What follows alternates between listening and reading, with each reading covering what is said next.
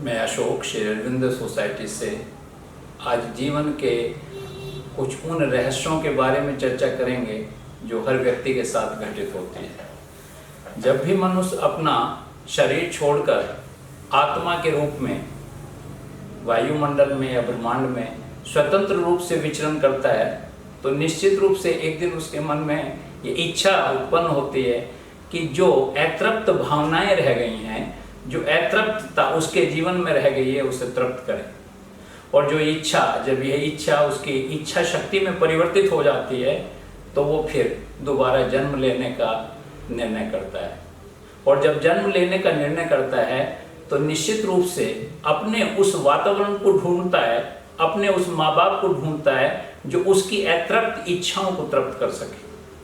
और जब वो ढूंढ लेता है तो फिर माँ के गर्भ में प्रवेश कर जाता है। और जब माँ के गर्भ में प्रवेश करता है तो उसके मन में बहुत सारी जिज्ञासाएं पैदा होती हैं कि जो अतृप्त इच्छाओं को तृप्त करने के लिए मैं यहाँ आया हूँ, क्या ये माँ, ये बाप, ये वातावरण उसे तृप्त कर पाएगा? उसकी वो जिज्ञासाएं बार बार माँ से बहुत सारे प्रश्न और क्वेश्चन करती है। और जब करती है तो माँ उनके जवाब देती है, उसे विश्वास दिलाती है कि उसकी तमाम भावनाओं का वो ख्याल रखेगी, उसके तमाम अविश्वास को विश्वास में बदलेगी। और इसीलिए कई बार गर्भवती माँ का बहुत व्यक्तित्व ही बदल जाता है।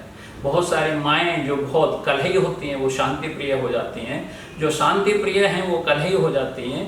बहुत सारी माँ जिन्हें मिठाई पसंद है वो खटाई खाने लगती हैं, और बहुत सारी माएँ जिन्हें खटाई पसंद है वो मिठाई खाने लगती हैं। वो सब उस आत्मा के उन प्रश्नों का जवाब देने के लिए अपने उस आचरण में परिवर्तन कर उसे ये विश्वास दिलाती है कि जिस लिए तू मेरे पास आया है, निश्चित रूप से मैं ये विश्वास दिलाती हूँ कि वो अतृप्त जितनी भी भावनाएं हैं मैं तृप्त करने में तेरी सहायता करूँगी।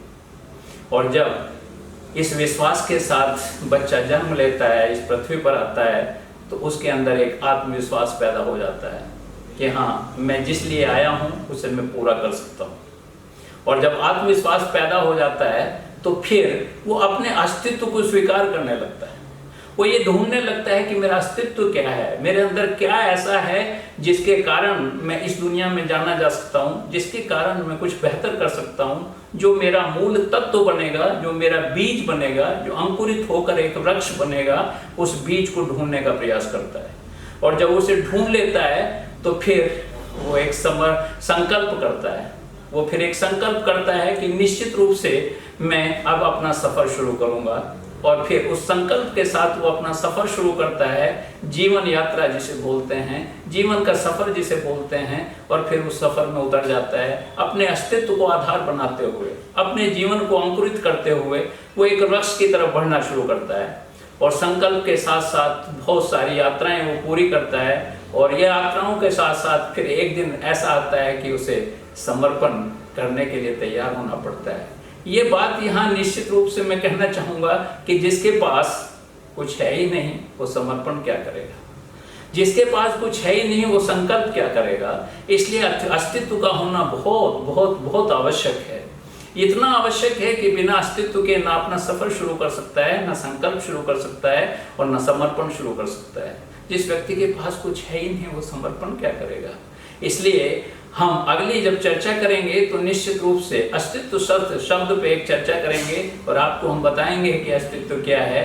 आज हम केवल जीवन के उन मूलभूत तत्वों या शब्दों पे केवल विचार करना और चर्चा करना चाहते थे, जिन पे हम प्रतिदिन एक शब्द पर, एक तत्व पर प्रतिदिन एक चर्चा करेंगे और आपको उस सारगर्भित ज्ञान से परिचय कराने का कोशिश करेंगे जो हमारा अध्ययन है, जो हमने पाया है। धन्यवाद।